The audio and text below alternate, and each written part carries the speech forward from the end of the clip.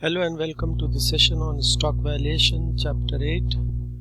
In the previous session, we discussed completely about chapter 7 on bond valuation and time value of money. In this session, we'll be covering 3 learning goals pertaining to stock valuation. Goal number 1, differentiate between debt and equity. Learning goal 2, discuss the features of both common and preferred stock. And then finally apply the basic valuation model to stocks, particularly the dividend growth models, and see the other valuation models to stock, that is the book value, the liquidation value, price earnings multiple approaches. So now let's discuss the difference between debt and equity. We can talk about the differences between debt and equity based on 4 parameters or features or characteristics based on the voice in management, claims on income and assets, the maturity, and the tax treatment. But before that, let's understand the term capital denotes the long-term funds of a firm. So when we talk about long-term funds, we are talking about all items on the right-hand side of the firm's balance sheet, excluding the current liabilities. So in the previous chapter 7, we talked about debt capital, which includes all long-term borrowings incurred by a firm, including bonds and sukuk and debentures. Equity capital in this chapter consists of long-term funds provided by the firm's owners, that is what we call the stockholders. A firm can obtain equity capital either internally by retaining earnings rather than paying them out as dividends to its stockholders, or externally by selling common or preferred stock. So the key difference between debt and equity capital are summarized in this table based on the 4 characteristics. Voice in management. When we talk about the voice in management, the type of capital, the debt holders, they don't have any voice in management. In other words, they don't have voting rights. But whereas the equity shareholders or the stockholders, they have voice in the management. Claims on income and assets. Debt holders have seniority to equity in terms of like say in the case of a company getting closed down or shut down. So if a company is shut down or closed down, the claims will be given first to the debt holders than to the equity holders. Okay. The maturity is based on the time period of maturity of the debt. Okay. But for the equity, you don't have any maturity unless and until you as an investor want to sell your shares. Then you are not going to be the stockholder. Some other person is going to buy your shares and he will become the owner. So the ownership is transferred easily also. The another important characteristic features which differentiate debt and equity is the tax treatment. In the case of debt, interest acts as a tax shield, so therefore it gets deducted in the income statement. But in the case of equity, the dividend holders, they have to pay the tax. So it's like a double taxation. So you are paying the tax, and whatever left, that is what we call it as earnings available to shareholders, and when you distribute this as by way of cash dividends, then what happens is they need to pay tax on those items. So it's like double taxation for the equity shareholders. Now let's understand, using an example, the categories of the stockholders, or we say that the stockholders is based on the classification, that is authorized, outstanding, issued, paid up capital, treasury stock. So let's understand this. So when we say the true owners of business firms are the common stockholders. Common stockholders are sometimes referred to as residual owners because they receive what is left, as mentioned earlier. That means after all other claims on the firm's income and assets have been satisfied. So when we talk about the common stock of a firm, for a privately owned stock by a single individual, we say this is closely owned by a small group of investors, or it could be publicly owned by a broad group of unrelated individuals or institutional investors. Typically, small corporations are privately or closely owned if their shares are traded. This trading occurs infrequently and in small amounts.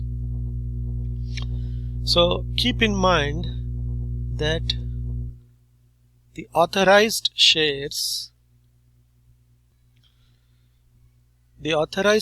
for the Golden Enterprises is how much?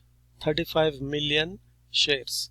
So that means that these shares of common stock that a firm's corporate charter allows it to issue without taking the equity holders voting.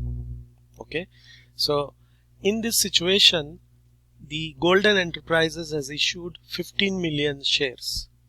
Okay,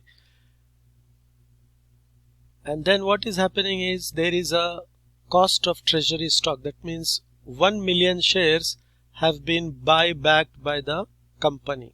So these are the issued shares of common stocks, but the treasury stock is nothing but the issued shares of common stock held by the firm.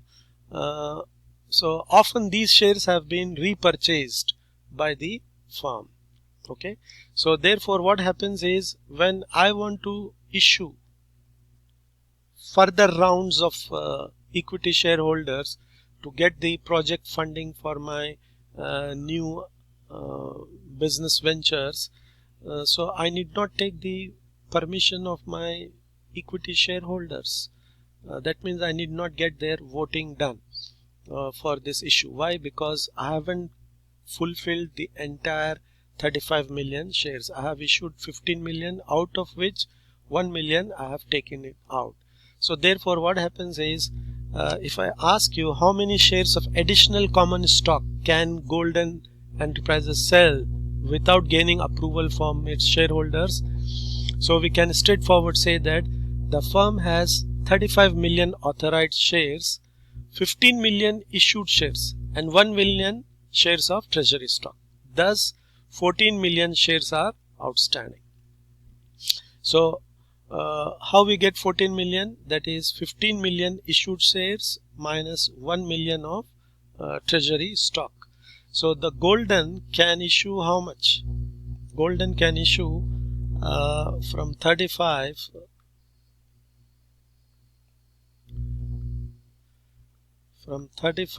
million shares. So they have how many now? 14 million shares. So they can issue around 21 million shares or additional shares without seeking or getting the approval from the shareholders. So why this is so? Because if you see the question, it is asking us how many shares of additional common stock can Golden sell without gaining approval from its shareholders. So the Golden Enterprises can sell 21 million shares, even though the issued were 15 million, but since it was buyback by the company treasury stock 1 million, so 15 million minus 1 million gives me 14 million, so 35 minus 14 million gives me the shares which can be issued without gaining approval from its shareholders. So another important aspect of the common stock is the dividends. The payment of dividends to the firm's shareholders is at the discretion of the company's board of directors. So that means if the annual general meeting, that is AGM, decides not to give dividends, then they may not be issued. So usually most corporations, they pay dividends, and usually it happens quarterly. Even Saudi companies, they issue quarterly. Most popular companies like Almarai and all, they pay on a quarterly basis, and cash dividends are the most common way of paying. Now let's talk about the preferred stock. When we talk about preferred stock, we have two important clear categories of preferred stock, that is the par value preferred stock and no par preferred stock. So the difference is the par value preferred stock has a stated face value that is used with the specified dividend percentage to determine the annual dollar dividend. In the no par preferred stock, so you do not have a stated face value but with a stated annual dollar dividend.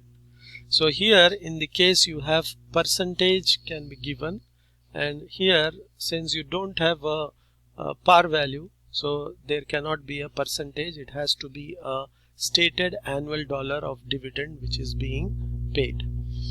Another important thing about preferred stock is most corporations do not issue preferred stock, but preferred shares are common in some industries such as financial services like banks, insurance companies and all.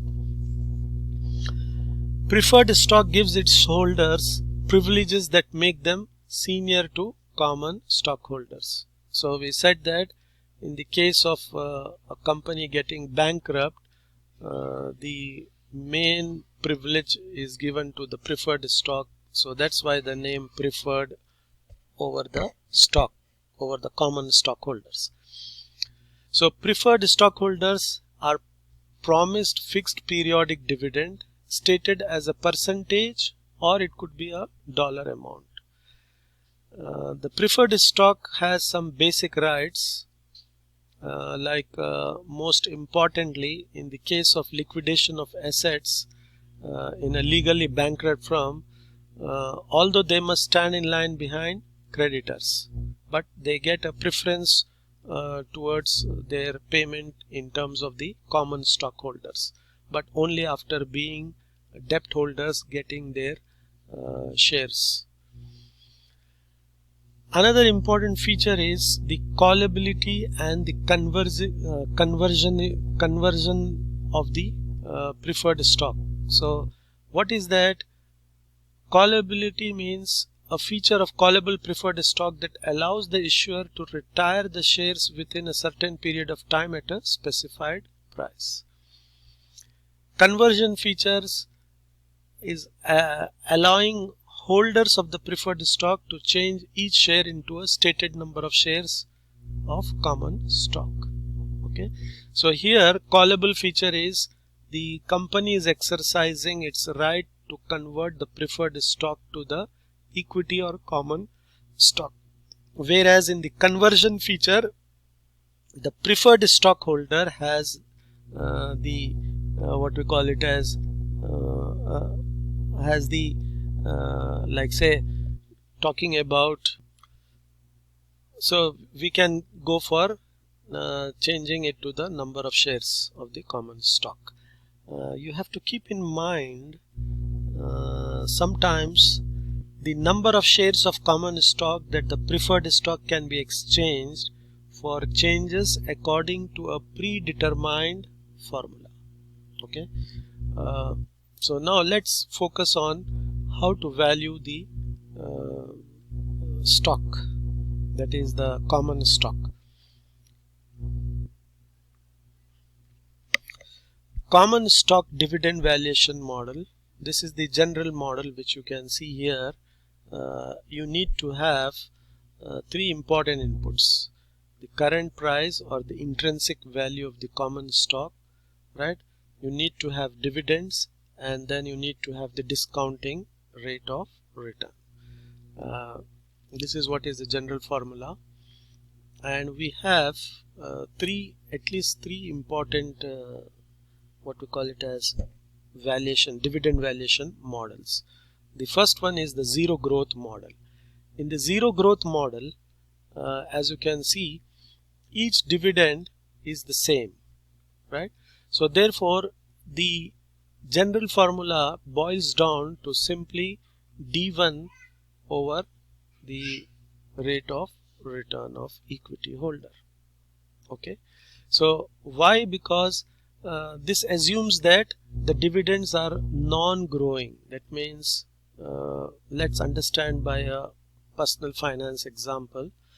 Suppose you have this: Chuck Swimmer estimates that the dividend paid on the common stock, Denham Company, an established textile producer, is expected to remain constant at $3 per share indefinitely. Okay, if his required return on its common stock is 15%, then using that equation we find the stock value as simply $3 divided by 0.15. Okay, so that is what we said. So that is d1 over r. So the d1 is how much? 3 divided by r is 0.15, so it will give me $20. So it's so straightforward. Then let's talk about if dividends are growing but at a constant rate. So if we have this, then the formula will be something translated into the Gordon model, or we call it as the Gordon growth dividend model. This is what happens is you have d1 r minus g. In order to apply this formula, make sure that the rate of return is greater than g. Okay, so then you can apply this formula. So what we are assuming that it's growing, the dividends are growing, but they are growing at a constant rate. Okay, so therefore make sure that the rate is less than the required return. So that means the r should be greater than g. So let's understand this with an example. So if you have this values, Lamar Company, a small cosmetics company, from 2014 through 2019 paid the following per share dividends on its common stock. So you have all these dividends being paid each year. So we have bought the share in 2014 and the company paid $1, and we have retained the share until 2019. So we want to know what is the dividend growth.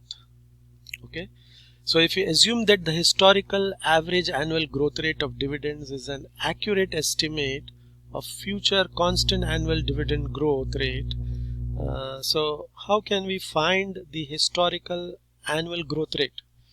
So that means in 2014 I received $1 as my dividend per share, and in 2019 it is $1.40. So in other words, if I want to know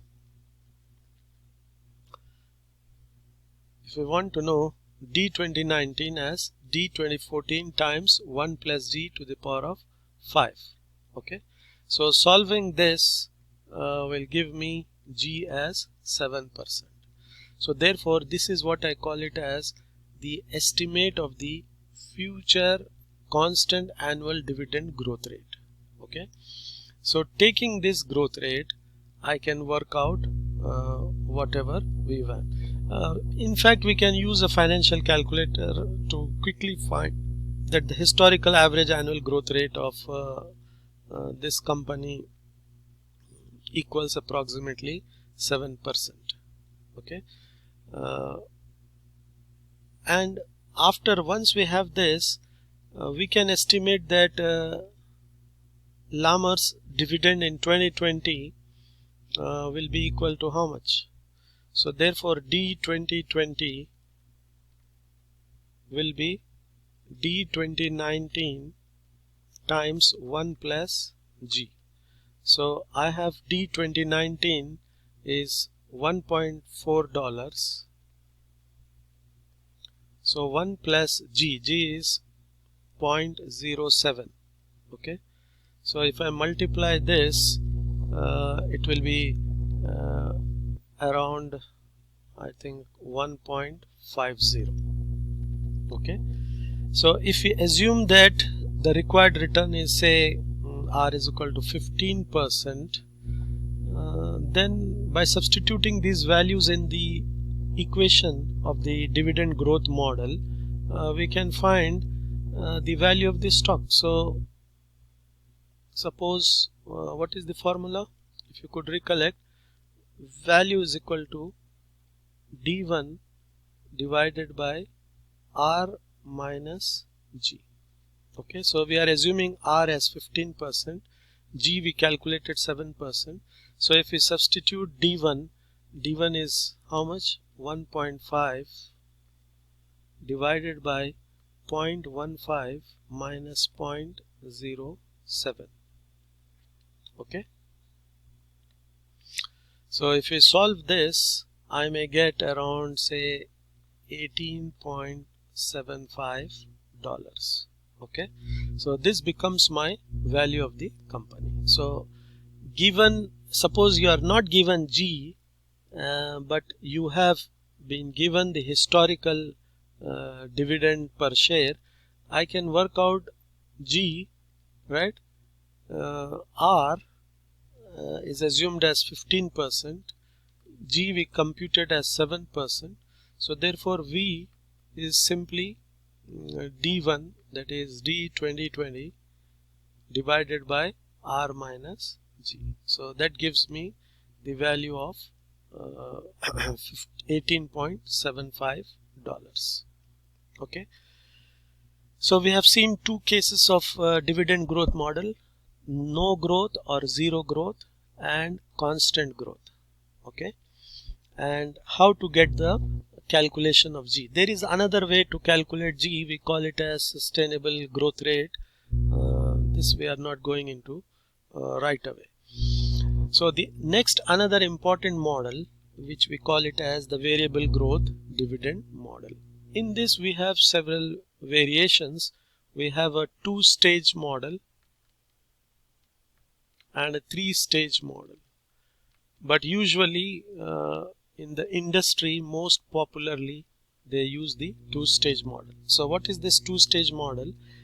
It is a valuation approach that allows for a change in the dividend growth in two times. One, the subnormal period, and then when a company achieves, say, maturity, and then the dividends are being paid on a normal growth rate. Okay, earlier it was like, say, differing growth rates, right? So what we do is, the step one is find the value of the cash dividends at the end of year dt, whatever may be the initial growth period. So you are taking years 1 through n.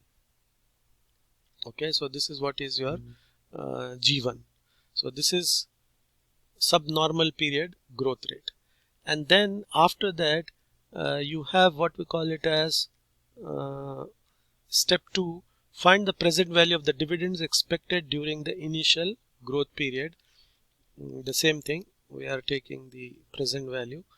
Then in this case we have what we call it as the end of the initial growth period by applying the constant growth model to the dividend expected from year n plus 1 to infinity. So that means we have a stable growth rate after the initial growth period we have a stable growth rate, and let's assume that this is G2. So usually G1 is greater than G2 in most of the cases. So G1 could be maybe say in double digits, and usually G2 is in single digit number, less than 10%. Okay, so if we combine the step 2 and step 3, so that means we are adding the present value components we found in step 2 and 3, we get the final two-stage formula. So this is the formula we can get. Okay, so this formula is present value of dividends during initial growth period, so you have G1, and then present value of a price of stock and end of initial growth period, so you have a stable growth period as G2. Suppose there is lot of variation in the company, then you may also go for G3. Okay, that's what I told you, the three-stage model. But most importantly, company's valuation is being done based on two-stage variable growth dividend model. So let's take one example to understand this quickly. So let's talk about Victoria Robb is thinking about purchasing the common stock of Warren Industries, a rapidly growing boat manufacturer. She finds that the firm's most recent annual dividend payment is $1.5 per share. Victoria estimates that these dividends will increase at 10% annually. This is G1 over the next 3 years. Okay, because of the introduction of a hot new boat. Beyond 2022, she expects the firm's mature product line to result in slowing of the dividend growth rate to 5%. So as I said, G1 is greater than G2. So therefore this 5% is the stable growth rate till infinity or the foreseeable future. So if we have required return of 15%, we can apply the 4-stage procedure to this data, something like this. Let's see the next slide. So step 1, we use the 161, 182 and 2 depending on the values which we got based on the G1. Okay, so after this we take the step 2, take the present value of this and then put the formula of the particular initial growth and get the value of the stock at the initial growth period n is equal to 2022. Then we need to calculate from here till infinity what are the things going on. Okay, so based on D 2023 we can work out till infinity. Okay, so we can use the constant growth formula model, that is D 2023 divided by R minus G2. Okay, so if we simply solve this based on G2 value, okay, you will get $21. Okay, so and if we discount this, take the present value, so you get 13.81. so the total is the G1, the initial growth rate plus the stable growth rate, that is 13.81, so it will be 17.93 per dollar. So therefore the calculation is done using the dividend growth model. But if we use Excel sheet, we can do this in some manner like this. Okay, so put the Excel sheet 2020, 2021, 2022. Okay, so D0 is equal to D2019. So take D0 and then you multiply by the growth rates. Okay, so what is happening? It gives me the final answer as for sum of the present value of dividends is $4.12. Okay, so you can try in Excel this. Now let's talk about understanding other ways to value the stock. Okay, so as I said, The first method which we talked about was the dividend growth models. Other approaches to common stock valuation is the book value per share approach. That means it is simply the amount per share of common stock that would be received if all the firm's assets were sold for their exact book, that is the accounting value, and proceeds remaining after paying all liabilities were divided among common stockholders. So let's take an example to understand this. At the end of year 2019, Lamar Company's balance sheet shows total assets of 6 million, total liabilities and preferred stock of this, and 100,000 shares are outstanding. So its book value per share would therefore be 6 million minus the total liabilities divided by 1,000 outstanding shares. So that gives me the book value of this Lamar company as $15 per share. Okay. Then the other approach to common stock valuation is the liquidation value. So suppose because of its demerits, because it's the assets are valued on the book value, that is the historical price, so therefore it is not accurate value of this company.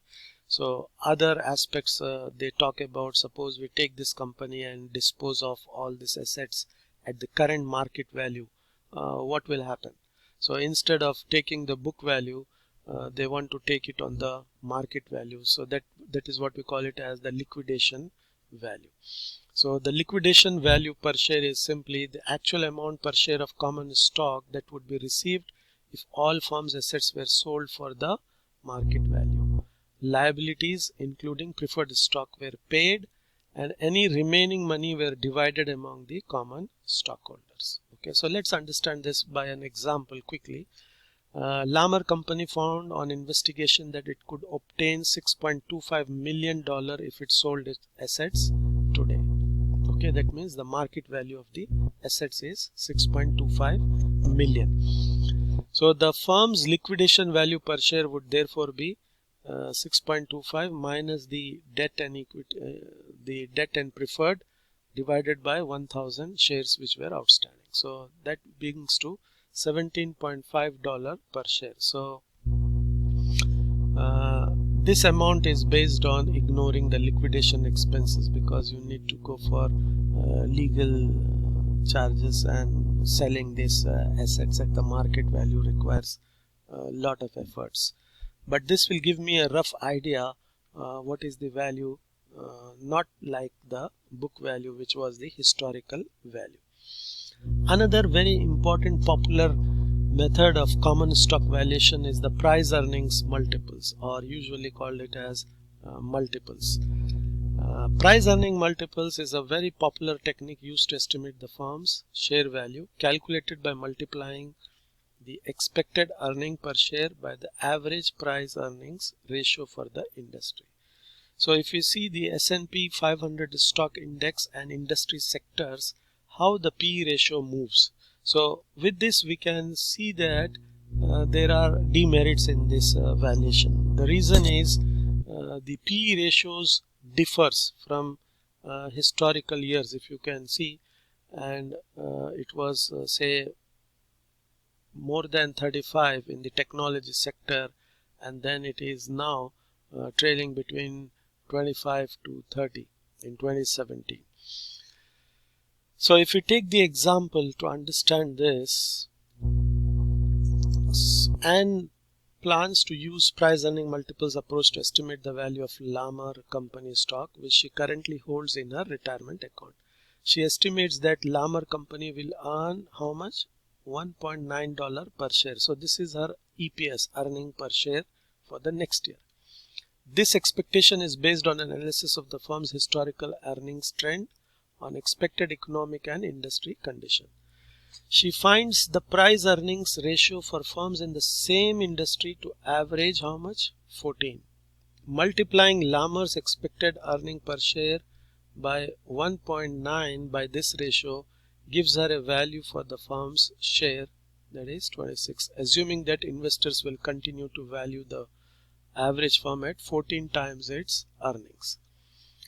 So but the problem is the P multiple approach is fast and easy, but it has however, as we said, over time this ratio varies. We have seen historically. If we talk about in 1980, the average stock had a P ratio of below 9, but by the 2000 the ratio risen above 40. Therefore, analysts using P approach in 1980 would have come up with a much lower estimates of value than analysts using the model 20 years later. By 2012, the average stock had a P ratio of about 20, which is close to the long run average. However, at the start of 2017, the average was back up to around 28. So care should be made when using this approach of estimating the stock value. It should depend more on whether stock market valuations generally are high or low rather than on whether the particular company is doing well or not. Okay, so we talked about dividend discount models. In this we have seen three: no growth, constant growth, and variable or intermittent growth. Okay, so no growth is straightforward. We treat it as a perpetuity and take the same as cost of preferred stock formula. Okay, and for this we have the Gordon model, and for this we use the two-stage model. And then we talked about what to call it as historical valuation, right? And then market value, right? And then finally we talked about multiples, price earnings multiples. Okay, there is also another important aspect of price earnings multiples. We call it as the DCF formula. Okay, so this is a very powerful technique of valuation, and this is the most preferred technique, but this is dealt in advanced courses. Okay, so for the moment let's summarize what happens if a finance manager makes some actionable decisions. What will be the effect on the stock value when a finance manager makes a decision? So the effect is on the expected return, which is measured by the expected dividends and expected dividend growth, and also the risk measured.